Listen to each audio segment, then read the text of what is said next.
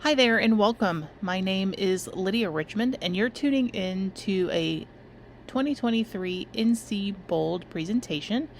This is the online version of This Could Have Been an Email, Creating Engaging PD for Your Teachers. I encourage you at this point to use the bit.ly that you see on the bottom left, or go ahead and use the QR code that you see on your right to access this presentation so that you can walk through it with me and access all the resources and goodies that I've created for you and shared with you, as well as the resources at the end that provide further details and further research behind what we're talking about today. My name again is Lydia Richmond. I'm a principal at a middle school in Rowan County. I am starting my second year as principal this year. However, I have been in education for 23 years. I was originally an English teacher at the high school level and switched over to administration when right before the pandemic. So we shut down a month after I became an assistant principal. And then, as I said, I shifted over to principal this past school year. I would love for you to connect with me on Twitter and or on Instagram. I have my handles there for you so that you can find me. I do have, just as a personal aside, I am married to a high school educator. He's a math teacher, and we have 4 children, one of whom is starting college in the fall of 2023. And we're all very, very excited to watch her on that path. All right, I want you to think for a second about one word that comes to mind when you hear the phrase professional development. Just one word that comes to mind. Take a second, write that down, and I'll give you just a moment to do that. And when you look at that one word, consider the positive or negative connotations that come with that word. So when you think of professional development, do you think of it negatively or positively? And when you think about professional development, what do you think your teachers or your staff or the folks for whom you provide professional development, how do you think they think about it or feel about professional development? And that's kind of what we're going to do today. We're going to identify our staff or organization needs for professional development and support. We're going to discuss how the grown-ups in our building actually want to learn. So we're going to do a little research dive. We're going to create a plan for the pain points and strengths of our staff and organization. And we're going to begin building a professional development calendar and plan for the school year. So first, I'm going to ask you to either click on the link or go to that bit.ly or use the QR code you see there. And this is a Padlet. It's going to ask you to work through 4 questions about how you learn. So I want to take a moment and let you do that. Hopefully, if you're watching this, there are already maybe some answers in there so you can kind of get an idea of what other professionals in our state and beyond think about how they learn as adults. So I would encourage you to pause this presentation right now as you go to fill that in and then come back and continue. Great. Thank you for taking a moment to go to that Padlet and fill things in. And let's keep moving. What we're going to do now is walk through 5 of the elements or characteristics of adult learning. And the first is that adult learners prefer to be self-driven. So typically, an adult learner likes to take it upon themselves to learn. They want to go at their own pace. They want to be in charge of the way it runs. Even if they get some, kind of like we're doing here with a workshop, they still, as an adult, would prefer to then take it on their own time and be able to be in control of how that looks. Adult learners also really want to bring with them the experiences that they have had, so they're grown-ups. We've been through school and we have had a lot of experiences. We've learned a lot. We've maybe been through multiple, not just bachelor's, but also undergraduate and maybe beyond. And so adults have a lot to bring to the table. And so it's important that the facilitators remember that the people sitting in front of them or the people to whom they're talking definitely have experiences that they're going to bring into that learning. Next, adult learners are really ready. They're ready to learn their new role. They're ready to learn all the details because they are interested in typically the professional development that they have chosen. They just can't wait to get started. And so usually an adult learner is really ready to get the information, especially if it's relevant. And they want to be able to put that into practice and get going with it. Adult learners also want to solve problems, so they know coming into a professional development or a professional learning experience that there's probably a problem. There's something that they want to answer for themselves, some research they want to have completed or given to them. And so adult learners really enjoy learning how to solve whatever problem it is, problem of practice, question that they have, something they'd like to delve into further. And so good professional development will help an adult take care of some sort of a problem that they have. And the last big thing is that they are self-motivated. So an adult learner is going to get it done because they want to get it done, typically not because somebody else has told them to do it. So all of those things we just talked about comes to full circle here. So a grown-up learner, an adult learner, is going to know that they have a problem they want solved. They already have experiences that they can build upon. They already are self-directed and self-starters. And so they are motivated to actually do what is needed in a professional development, or at least to get to that and then complete the work for that, because it's going to help them in the long run. All right, so I'm going to ask you to click on the link or on the image that you see in this screen, and it's going to take you to a Jamboard that's going to ask you to take literal responses from teachers and put them in the category you think fits. So we already talked about being self-directed, having experience, being ready, having that orientation or that desire to learn, and then the motivation. So I want you to click through there, and you're going to, like I said, you'll see some sticky notes, and you're going to just put those in the spots that you believe are the correct spots for these categories. And the goal here is to think through what actual teachers who were asked what's your favorite thing or what's your least favorite thing about professional development, what they actually said. And so you can actually see this is probably what you would get if you polled your teachers or your staff members. They would say much of the same things. We asked a variety of teachers, male, female, age, background, demographics, etc. We asked a lot of different people and got all of these answers. And so probably you would see typically these same answers. So take just a second, pause the screen, go over to the Jamboard, and take a minute to try to decide where you think these different responses would go. Here is an example of how you might have separated out the different categories and the different sticky notes. Notice under self-directed that the teachers really liked it when professional development was succinct and their time was respected. So they didn't want to sit through something that took forever if they could have just worked on it on their own. It also talks about how they don't like it when the activities don't actually do something for what they want in the long run, and that it ends up being sit and get. So again, that's just basically protecting and respecting the teacher's time. Also under readiness, you'll notice that there's sort of one that goes between two things. Please don't make me do role playing. I think that the reason that kind of goes in two different locations is that if they're not comfortable in the session doing things, like if we have an introvert, or on the other hand, if we have an extrovert and we're asking them to do things that they don't really enjoy, we just have to be mindful and make sure that we're offering different options for those teachers or for those faculty or for those staff members to make sure that we're touching on everyone's learning type or learning preference so that everyone is getting what they need out of the experience. So we've thought about how adults learn. And so I'd like you to consider who your staff is, what the norms and values of your staffs are, what their strengths are, what their needs are, and then what your resources are, because we're going to do some actual planning and thinking here.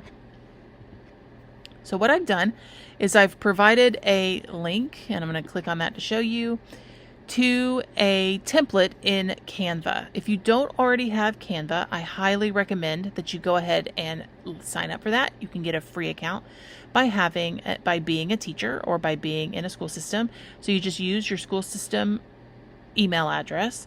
I recommend that you go ahead and pause and get that account. But if you don't have that, we have other options. I have some things to share with you. So you'll be able to complete this by just downloading what I have for you in the slides.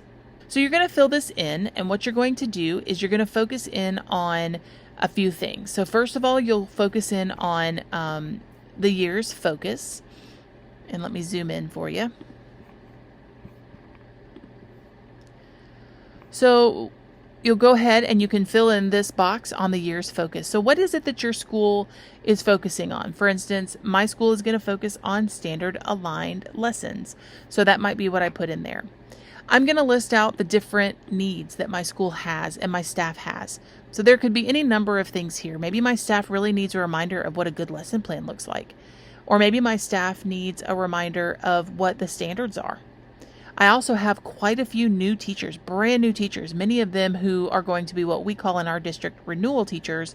Others call them lateral entry teachers. There are some teachers who never took a teacher education course. So we might need to think about the needs there for making sure that we're helping and supporting those teachers. There's also a spot here for just faculty and staff needs. So some of those things I just said could go there. You could also put here that we just need resources. Maybe we don't have enough texts, or we don't have enough computer or online resources. Maybe there are some curriculum resources that we need to bring in. So what are some faculty and staff thoughts and needs? Something else you might even put here would be something like just social emotional needs for the staff. So maybe they've had an exceptionally rough year. There's a big turnover and they need some team building happening. So maybe that's something else you would put there. And then what I have here is a dump zone. So just something that you can brainstorm and put over here. We're going to come back to it in a little bit, but you can go ahead and put in this spot things that you'd like to think about that don't really fit in these other categories. All right, so take a few minutes and fill this in. Really think through some of the pieces of what you need to do with and for your faculty and staff, and I'll be here when you come back. So now that you have done some thinking, I want you to go back and now think about the priorities. You might have written a lot of things on this sheet, and you might have done it on paper, just something of your own design if you prefer that, which is totally fine. But I want you to think about the needs of your school, and I want you to prioritize the top 3 things that you need to do in your school. And then flesh out the resources that you have and or would need to support those 3 priorities. So take just another moment, pause, write those things out, and think about, again, the priorities listed in the order of most needed and the resources you have or would need for those. So when I am working on a new school's curriculum goals or PLC goals or professional development goals, I start by gathering my information. So I obviously need to look at the district calendar. I might look at the teacher working conditions. That would help me determine where I have pain points for my teachers and staff, where they feel like we are lacking. I would look at school data like the EOGs or EOCs, depending on your level. I would look at behavior and attendance data. Do we have work to do in areas regarding those things? Everybody generally thinks about academics, but do we have more professional development to be had over behavior and attendance?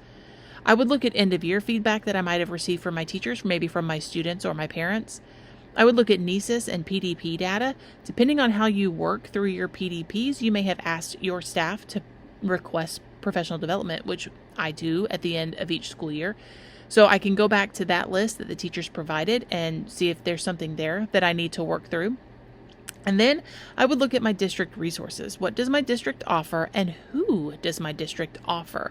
So when you're considering professional development and support for your teachers throughout the school year, maybe there's somebody within your district that could come in and work with your staff and take that a little bit off of your shoulders. Once I've gathered all that information and I know what I need to do, I build my plan. So I've identified my needs. I might dig deeper now that I have really thought through all of that data. Then I'm going to map out those dates and I'm going to build the calendar for my staff and how we're going to make this work for my staff. So here I have some resources for you. The first is just a calendar for the 23-24 school year. I did not create this. I Googled it and pulled it in, but I just got it for you simple. It has a space for you to put your school name up there at the top. This is shareable. You can put it out for your whole staff. You can use it for your curriculum team or your leadership team, however you need to do that. I do have a reminder here for you. The Google Calendar is really handy. And if you use Canvas like my school system does, it easily embeds. And my school system provides the opportunity for us to make courses if we need to. So I've created a staff hub within Canvas. And so I make sure that that Google Calendar is right in there. And then that's just something I use on a regular basis with my staff, and they know that they can check that. I've provided for you an example running PLC Google Doc. This is just one from a school that I was at. And it's not completely filled in, and I deleted after a few examples, but you can see just how you could keep a PLC Google Doc running, and gives you some ideas for things you might cover. I also have for you a very generic, very first steps PLC or professional development planning document. And then I provided that same thing as a blank document. So these are all just examples. None of these are anything that I'm saying are the end all be all for how you should plan your professional development. What I'm saying is some of you may prefer pen and paper, some of you may prefer a different format, but I wanted to give you different ways that you could do this. So I've given you a calendar, I've given you a running Google Doc, I've given you examples, and I just wanted you to kind of see how my brain works, and then you can tweak that for your own. Nothing is gorgeous, nothing is overly created so that it looks super fancy. It's just really basic, simple way to plan. So I want you to take some time and start building. If we were in person, we would do this and then I would have you share. So if you have the opportunity to share with someone, I would recommend that you do that, because somebody else is going to see maybe some patterns or some needs that you would need to incorporate. And so I recommend that once you've paused this and you've worked a little bit, pull in your leadership team or pull in your instructional coach, or just find a buddy that's at the same spot that you are, so that you all can plan together, even if it's for different schools or buildings or departments. All right, so you're going to pause now, you're going to work, and when you're ready, you'll come back. So to remind you, the 5 pieces that Knowles talks about are that adults like to be self-directed, they draw on their own experience, they're ready to learn with their new role, they're problem-centered, and they are oriented here. So they're oriented to problem-centered and being immediately applicable to what they're working on. And then they have internal motivation. So with what you have planned for this school year, or have at least sketched out, I want you to go back and look at that sheet. Are you applying those 5 elements? And where do you see a need to add or tweak something so that you're making sure that you're providing for your staff or for your faculty the pieces that they need to make sure that this is beneficial to them? Are you coming up with topics that they didn't ask for? Are you coming up with topics that aren't relevant to your staff? Are they going to be able to walk away from whatever you provide and fully apply it to their classroom? Are they going to be able to put it into practice? Because as we just discussed, that's what they're going to want. They want to solve that problem and put it right into practice. I have provided for you some resources. These are some of the places that I got this information. There's Characteristics of Effective Professional Development, which is a short article that was written and published, and it's very much what I have talked about today, so I would recommend that you read that. Here's a little bit more about Knowles' 6 Assumptions of Adult Learners, which is also what I've talked about today. And then this is a video. The last thing is a word about adult learning theory, and it provides a little bit more description of the adult learning theory in a way, and just a different voice, so that's always helpful. I thank you for listening to and engaging in this professional development with me. The goal was to make sure that we are providing professional development for our staff in a way that isn't just something they could have read in an email. So we want to make sure that we're creating engaging professional development, and I hope that you were engaged in this. I look forward to connecting with you on social media, and I hope to hear from you soon.